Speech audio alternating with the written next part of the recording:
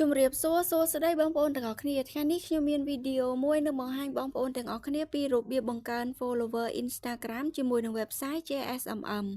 សម្រាប់បងប្អូនដែលចង់ឲ្យ Instagram របស់បងប្អូនមានចំនួនអ្នក follower ច្រើនឬក៏បងប្អូនចង់ឲ្យ account Instagram របស់បងប្អូនកាន់តែមានអ្នកស្គាល់កាន់តែច្រើនបងប្អូនអាចសាកល្បងធ្វើតាមវិធីនៅក្នុងវីដេអូមួយនេះបាន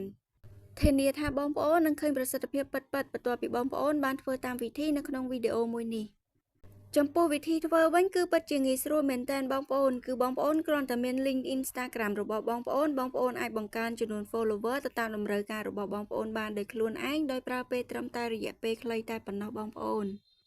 ហើយចំពោះតម្លៃសេវាកម្មវិញគឺបងប្អូនកុំព្រួយបារម្ភខ្លាចតម្លៃសេវាកម្មអាចនឹងថ្លៃអីបងប្អូនដោយសារតែក្នុង website JSMM គឺគ្រប់សេវាកម្មទាំងអស់គឺសុទ្ធតែមានតម្លៃសមរម្យមែនទែនដូច្នេះហើយកុំឲ្យខាតពេលយូរបងប្អូនអាចទៅតាមដានវិធីធ្វើនៅក្នុងវីដេអូមួយនេះជាមួយនឹងនាងខ្ញុំទាំងអស់គ្នា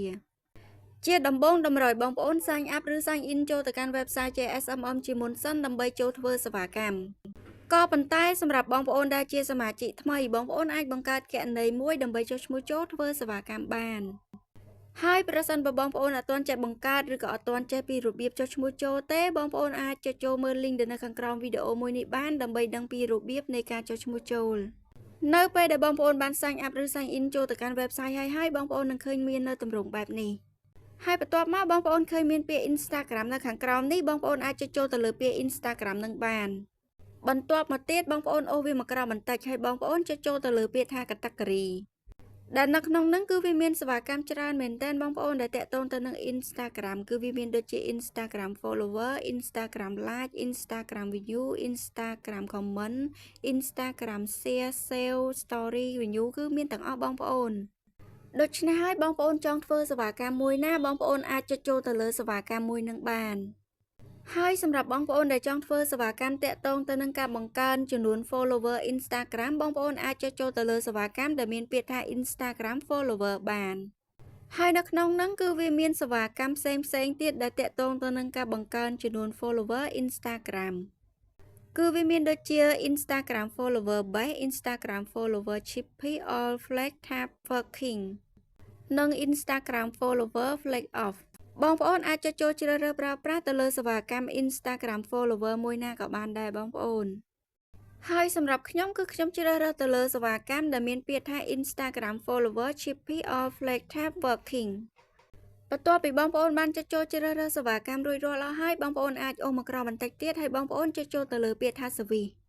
ដែលនៅក្នុងនឹងថែមទៀតគឺវាមាន service ជាច្រើនប្រភេទសម្រាប់ឲ្យបងប្អូនចុចចូលជ្រើសរើសប្រើប្រាស់ទៅតាមតម្រូវការរបស់បងប្អូនហើយរាល់ service ទាំងអស់គឺសុទ្ធសឹងតែជា Instagram follower all account ដែលមានចំនួន 250k ក្នុងមួយថ្ងៃ all flag tabs គ្រាន់តែ service នីមួយៗគឺវាមានតម្លៃខុសគ្នាតិចតួចបងប្អូន service ខ្លះក៏មានតម្លៃរៀងខ្ពស់និង service ខ្លះទៀតក៏មានតម្លៃទាបចឹងណាបងប្អូនក៏ប៉ុន្តែគឺវាអត់មានខុសគ្នាអីឆ្ងាយទេគឺវាខុសគ្នាតែបន្តិចបន្តួចទេបងប្អូន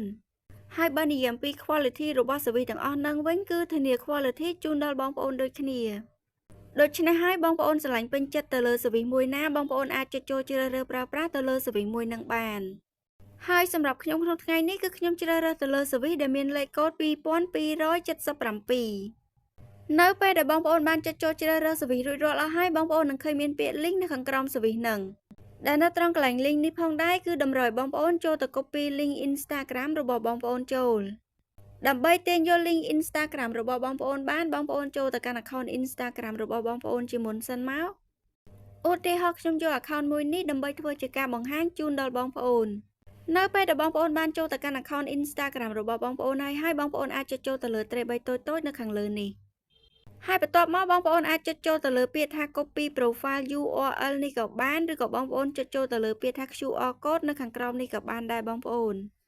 ហើយបងប្អូននឹងឃើញមាន QR code របស់ account Instagram របស់បងប្អូនហើយនៅខាងក្រោមហ្នឹងគឺវាមានពាក្យថា share profile និងពាក្យថា copy link បងប្អូនអាចចុចចូលទៅលើពាក្យ copy link នឹងបានបន្ទាប់ពីបងប្អូនបាន copy link account Instagram របស់បងប្អូនរួចរាល់អស់ហើយបងប្អូនអាចចូលទៅកាន់ website យើងវិញដើម្បីផាស link account Instagram របស់បងប្អូនចូលហើយបន្ទាប់ពីនឹងមកទៀតនោះគឺបងប្អូនអាចចូលទៅបំពេញចំនួន follower ដែលបងប្អូនចង់ប៊ូសនៅខាងក្រោមនេះបានដែលនៅក្នុងហ្នឹងគឺបងប្អូនអាចដាក់បានយ៉ាងតិចចំនួន10 follower ហើយយ៉ាងច្រើនរហូតដល់5លាន follower បងប្អូនគឺពិតជាច្រើនមែនតើ ដូច្នេះហើយបងប្អូនអាចដាក់ចំនួន follower ដែលបងប្អូនចង់បង្កើនទៅលើ account Instagram របស់បងប្អូនទៅតាមតម្រូវការរបស់បងប្អូនបានសម្រាប់ខ្ញុំធ្វើជាឧទាហរណ៍បងប្អូនគឺខ្ញុំដាក់ត្រឹមតែចំនួន10 follower ទេចំពោះឆាតនៅខាងក្រោមនេះវិញវាគឺជាតម្លៃសេវាកម្មនេះទៀតសោតគឺវានឹងគិតឲ្យបងប្អូនអូតូទៅតាមចំនួន follower ដែលបងប្អូនបានដាក់នៅខាងលើជាឧទាហរណ៍ដូចខ្ញុំបានដាក់ត្រឹមចំនួន10 follower អញ្ចឹងតម្លៃសេវាកម្មគឺស្មើនឹង 0.014 សេនក៏ប៉ុន្តែប្រសិនបើបងប្អូនដាក់ចំនួន follower នៅខាងលើនឹងច្រើនជាងនេះបងប្អូននឹងឃើញតម្លៃសេវាកម្មនៅខាងក្រោមនឹងវាអាចនឹងប្រែប្រួលកើនឡើងទៅតាមចំនួន follower ដែលបងប្អូនបានដាក់នឹងដូចគ្នាបងប្អូនកាន់តែបង្កើនចំនួន follower នៅខាងលើនឹងកាន់តែច្រើនតម្លៃសេវាកម្មនៅខាងក្រោមនឹងក៏វានឹងកាន់តែកើនឡើងទៅតាមនឹងដូចគ្នាបងប្អូនមិនថាបងប្អូនដាក់ចំនួន follower ប៉ុន្មានឬក៏ច្រើនប៉ុណ្ណានោះទេបងប្អូនគឺតម្លៃសេវាកម្មនៅខាងក្រោមនឹងគឺវានឹងគិតឲ្យបងប្អូនអូតូស្រាប់តែម្ដងដែលបងប្អូនអាចចាំបាច់ពិបាកគិតថាចំនួន follower ដែលបងប្អូនបានដាក់ប៉ុណ្ណឹងបងប្អូនត្រូវចំណាយតម្លៃសេវាកម្មប៉ុន្មាននោះទេបងប្អូនបើនិយាយពីតម្លៃសេវាកម្មវិញគឺពិតជាសមរម្យមែនទែនបងប្អូនដោយដែលបងប្អូនបានឃើញអញ្ចឹងចំនួន 10000 follower តម្លៃសេវាកម្មគឺត្រឹមតែ14 សេនជាងតែប៉ុណ្ណោះបងប្អូនហើយមុនពេលដែលបងប្អូនចុចចូលទៅលើពាក្យថា submit បងប្អូនអាចអូសឡើងលើឡើងវិញដើម្បីពិនិត្យទៀងទាត់ថារាល់សេវីទាំងអស់បងប្អូនបានចុចចូលជ្រើសរើសបានត្រឹមត្រូវក៏ដូចជា link Instagram របស់បងប្អូនបានបំពេញបានត្រឹមត្រូវប្រសិនបើបងប្អូនជ្រើសរើសក៏ដូចជាបំពេញបានត្រឹមត្រូវអស់ហើយបងប្អូនអាចចុចចូលទៅលើពាក្យថា submit នៅខាងក្រោមនេះបាននៅពេលដែលបងប្អូនបានចុចចូល submit រួចរាល់បងប្អូននឹងឃើញមានពាក្យថា your order received ដែលវាដូចជាវិក័យប័ត្រមួយបញ្ជាក់ប្រាប់បងប្អូនថាបងប្អូនបានចុចចូលធ្វើសេវាកម្មមួយនឹងដោយជោគជ័យហើយនៅខាងក្រោមហ្នឹងក៏មានការបញ្ជាក់ឡើងវិញទាំងអស់រាល់សេវីដែលបងប្អូនបានចុចចូលជ្រើសរើសក៏ដូចជា link Instagram របស់បងប្អូនចំនួន follower ដែលបងប្អូនបានប៊ូសនិងតម្លៃសេវាកម្មទាំងអស់ដែលបងប្អូនត្រូវចំណាយដូច្នេះហើយបងប្អូនអាចពិនិត្យទៀងទាត់សារឡើងវិញនៅត្រង់កន្លែងហ្នឹងបាន